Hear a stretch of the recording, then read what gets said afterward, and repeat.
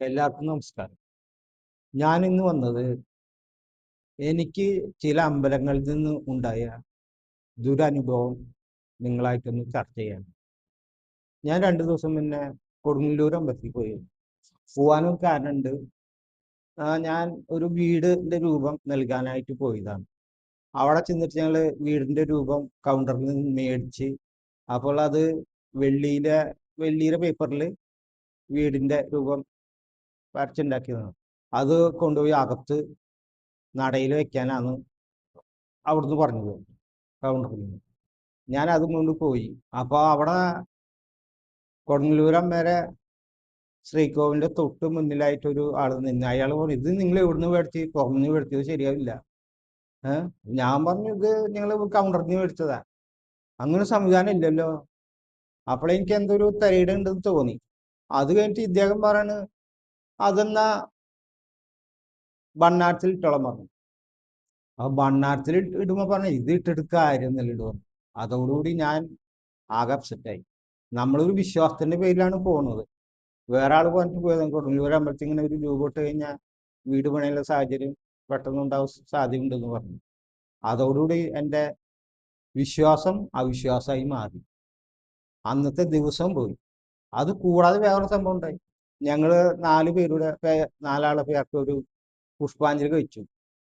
പുഷ്പാഞ്ജലി റെസീറ്റിൽ 25 രൂപ അടിച്ചിട്ടുണ്ട്. ഞങ്ങളുടെ കയ്യിൽ നിന്ന് 120 രൂപ കിട്ടും. അപ്പൊ ഒരാൾക്ക് 30 രൂപ വെച്ച്. അതെന്താണ്? പകൽക്കൊള്ളയല്ല ഇത്. ആൾക്കാർ മുന്നിൽ വെച്ച് റെസീറ്റിൽ 25, മേടിക്കുന്നത് 30. അവിടെ നടക്കണ ഓരോ കാര്യങ്ങളാണ്. ഇതെല്ലാം നിങ്ങളെ ഓർമ്മിപ്പിക്കാൻ വേണ്ടിയിട്ടാണ് ഞാനിത് ഓർമ്മിപ്പിക്കല്ല, നിങ്ങളെ അറിയിക്കാൻ വേണ്ടി. ഇതാണ് ഒരു അമ്പലത്തിന്റെ സ്ഥിതി.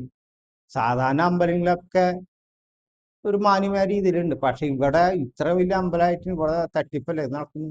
വിശ്വാസം അല്ല അവിശ്വാസമാക്കി മാറ്റി.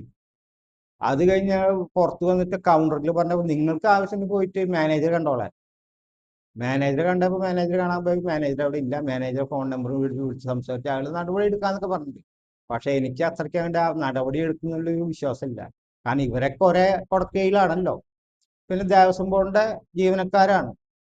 ഇവരെന്തുണ്ടായാലും ഇവരൊക്കെ ഒന്നാവും ചെയ്യും, ഭക്തൻ പുറത്താവും. ഒരു കാര്യം അവർ ഓർമ്മിച്ചാൽ നന്നു, ഭക്തൻ കൊണ്ടുവന്നിടുന്ന ആ പൈസ കൊണ്ടാണ് അവര് ശമ്പളം എടുക്കുന്നത്. പിന്നെ അവിടെ ഉള്ളവരെല്ലാവരും ഭക്തരാണെന്നൊന്നും എനിക്ക് വിശ്വാസമില്ല. പലരും ജോലി, അതും ദേവസ്വം ബോർഡാച്ചിങ്ങ ഓരോ ഗവൺമെന്റ് മാറി മാറി വരുമ്പോൾ അവരെ പ്രതിനിധികളാണ് ദേവസ്വം ബോർഡ് ഭരിക്കുന്നത്. അവിടെ വരുന്ന ഈ വേക്കൻസിയിൽ അവരാൾക്കാർ, അത് മാർക്സിസ്റ്റ് പാർട്ടി ആയിട്ട് മാർക്സിസ്റ്റ് പാർട്ടി, കോൺഗ്രസ് പാർട്ടി ആയിട്ട് കോൺഗ്രസ് പാർട്ടി. അപ്പൊ അവർക്ക് ആരോടെ പ്രതിബദ്ധത? അവരോട് മാത്രം, അവർക്കുള്ള ശമ്പളത്തോട്. അല്ലാണ്ട് വരുന്ന ഭക്തരോടൊന്നും അവർക്ക് സ്നേഹം ഉണ്ടോ എന്ന് എനിക്ക് തോന്നുന്നില്ല. ആ അനുഭവമാണ് എനിക്ക് അവിടുന്ന് ഉണ്ടായി. ഞങ്ങൾ അത് കഴിഞ്ഞിട്ട് അവിടുന്ന് തിരിച്ച് തൃപ്രയാർ അമ്പലത്തിലെത്തിയപ്പോൾ അതിനും വലിയ അനുഭവം. ഞാനത് നിങ്ങളോട് പറയാണ്. നിങ്ങൾക്ക് ചിലപ്പോൾ അത് ചിലവർ പറയും അതൊക്കെ എല്ലായിടത്തും നടക്കണേ, അങ്ങനെ നടക്കാൻ പാടില്ലല്ലോ. അപ്പൊ അവിടെ ചെന്നപ്പോ അവര് പറഞ്ഞ് തൊഴുതു വന്നോളൂ എന്ന് പറഞ്ഞു. അത് അമ്പലം നടയിൽ എത്തിയിട്ടില്ല. അവിടെ എത്തിനായിട്ട് പിന്നെ ഭഗവാന്റെ നട എത്തിനായിട്ട് തൊഴുതിട്ട് വരാം. അപ്പൊ ഭഗവാന്റെ നടക്കില് അകലിന്ന് തൊഴുതു വരേണ്ട ആവശ്യമുണ്ട് നമുക്ക്, അല്ലെ അവിടെ പോകേണ്ട ആവശ്യമുണ്ട്. അവിടെ ചെന്നപ്പോ ഇതുപോലെ വേറൊരു കാർന്നർ എന്നായിട്ടും പ്രായം ഉണ്ട്, അതിന് പേര് കാർന്നർ. അദ്ദേഹം തൊഴുണ്ട് ആ ചവിട്ടുപിടിയിൽ നിന്ന് തൊട്ട് നിറലി വെക്കാൻ കുഞ്ഞപ്പോ അവിടെ ഉണ്ടായിരുന്നവർക്കും തള്ളി. അപ്പൊ അയാൾ കുറെ ചീത്ത പറഞ്ഞു, ഞാനും ചീത്ത പറഞ്ഞു. അപ്പൊ അവർക്ക് എല്ലാ അമ്പലത്തിലും ദേവസ്വം ബോർഡിന്റെ കീഴിലാണ് ഇതൊക്കെ. അവർക്ക് ഒരു സ്നേഹമില്ല. അവർക്ക് ജോലി, വരണവരെ തള്ളി വിടാന്നുള്ളൊരു ഒരു ഉദ്യമത്തിൽ നിൽക്കണമെന്ന് എനിക്ക് തോന്നുന്നു. വരണവരെ തള്ളി വിടാന്നുള്ളൊരു രീതിയാണ് അവരിൽ നിന്ന്. അവരോട് അവർ നിങ്ങൾക്ക് വല്ല കംപ്ലൈന്റ് കഴിഞ്ഞാൽ മാനേജറോട്. അപ്പൊ അവരുടെ ധാർഷ്ട്യം അവിടെ നിന്ന് നിങ്ങൾ ശ്രദ്ധിച്ചു നോക്കണം. ധാർഷ്ട്യം ഇല്ലാതെ നിന്ന് ഞാൻ പറയാം, ധാർഷ്ട്യം തന്നെയാണ്. എന്ത് പറഞ്ഞാലും അവർ സംഘടിതമായിട്ട് ഉപദ്രവിക്കാൻ വരും.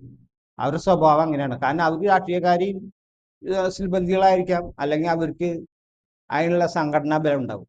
ഭക്തരെന്നും പുറത്ത്. എന്നാൽ ഭക്തരെ പൈസ വേണം. അതിൻ്റെ ഇടയ്ക്ക് അവർക്ക് പൈസയൊക്കെ മണ്ണാത്തിൽ ഇട്ടോളൂ എന്ന് പറഞ്ഞു. അവർക്ക് പൈസ വേണം. ഇതാണ് പല അമ്പലങ്ങളിലും നടക്കുന്നത്. എല്ലാ ഭക്തർക്കും ഇതിൽ അമർഷമുണ്ട്, പക്ഷെ ആരും പറയാറില്ല. കുറച്ച് മുന്നേ ഗുരുവായൂർ അമ്പലത്തിൽ ഒരു ദിവസം പോയിരുന്നു. അപ്പൊ ഒരു സൗഹൃദം എന്നെ വിളിച്ചു പറഞ്ഞു, ഞങ്ങളുടെ പോകുന്നുള്ളൂ, ഞങ്ങൾക്ക് 5 ടിക്കറ്റ് ഉണ്ട്, അതിൽ 3 ആളെ വന്നിട്ടുള്ള, 2 ആള് കൊറോണ, അപ്പൊ ഞങ്ങളുടെ പോകുന്നോളൂ പറഞ്ഞു.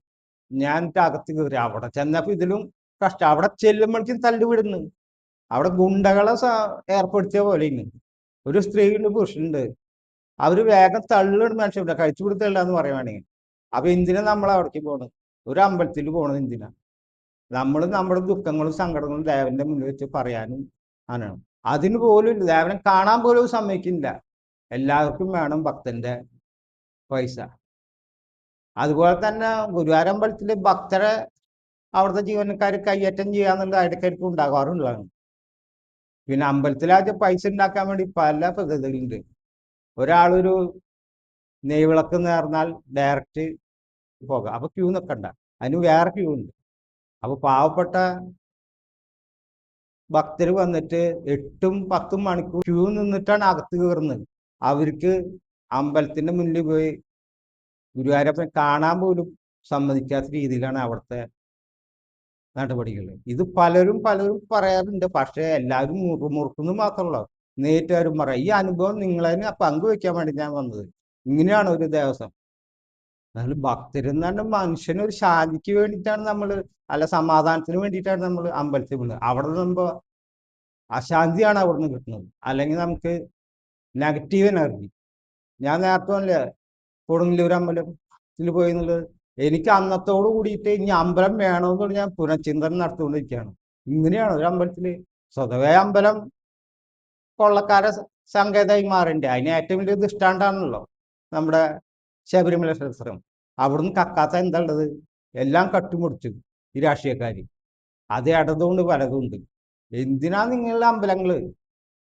ഇതുകൊണ്ട് തന്നെയാണ് പല ഹിന്ദു സമുദായത്തിൽ നിന്ന് മറ്റു സമുദായത്തിൽ പോകുന്നത്. ഈ വൃത്തികെട്ട കുറെ അനാചാരങ്ങൾ ഇപ്പൊ ഇല്ലെങ്കിലും ഇപ്പോഴും ഉണ്ട്. സമ്പത്തിന്റെ പേരിൽ ഇപ്പൊ ഗുരുവായൂർ അമ്പലത്തില് ഞാനല്ല ആ സ്ഥാനത്ത് വേറൊരു സെലിബ്രിറ്റി ആയിരുന്നെങ്കിലോ അവന് എത്ര നേരം വേണമെങ്കിലും നിന്നിട്ട് തൊഴാളെ സമയം കൊടുക്കും. അവന് വെള്ളിത്താലത്തിന് പ്രസാദം കൊടുക്കും. ആരെയാണ് ഇവരെ സംരക്ഷിക്കുന്നത്? പാവപ്പെട്ട ഭക്തരാർക്കും വേണ്ട. അവരെ 8-10 മണിക്കോ ക്യൂ നിന്നു, അതും കുഴപ്പമില്ല. ഇങ്ങനെയാണോ അവരെ? വെറുതെ നല്ലത് നമ്മളവിടെ പോയിട്ട് എന്തെങ്കിലും നാണയങ്ങൾ എല്ലാവരും ഭരണത്തിൽ ഉണ്ടാക്കും. ഞാൻ പറഞ്ഞു, ഒരാളൊരു പൈസ അമ്പലത്തേക്ക് കൊടുക്കണ്ട. നിങ്ങൾ വെറുതെ ഇവർക്ക് തിന്നാൻ വേണ്ടി, കള്ളന്മാർക്ക് തിന്നാൻ കൊടുക്കാനാണോ ഈ അമ്പലത്തിൽ പൈസ?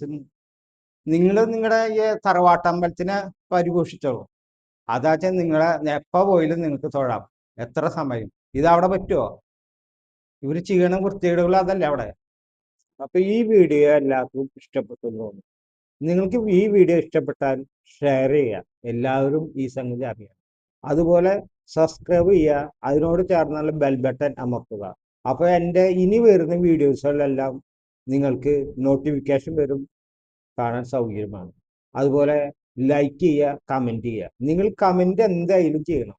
കമൻറ്റ് ചെയ്താലാണ് എനിക്ക് ഇതിനെപ്പറ്റി കൂടുതൽ ഡീറ്റെയിൽ വീണ്ടും പറയാൻ പറ്റുള്ളൂ. അപ്പോൾ എല്ലാവർക്കും ബൈ.